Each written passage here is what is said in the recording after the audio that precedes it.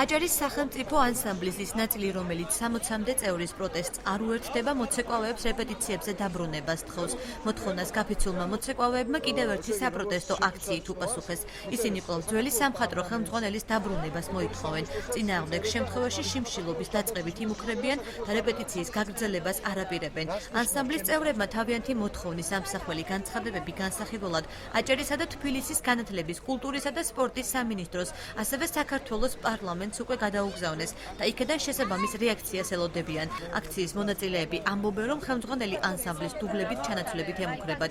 აღნიშნულ საკითხზე ოთარ მიქელაძემ კომენტარის გაკეთება არ ისურვა. ჩვენ ვითხოვთ ბატონ თემურ ქორიძის დაბრუნებას. სანამ არ დააბრუნებენ ბატონ თემურს თავის თანამდებობაზე, მანამ არ ვაპირებთ რეპეტიციების განახლებას.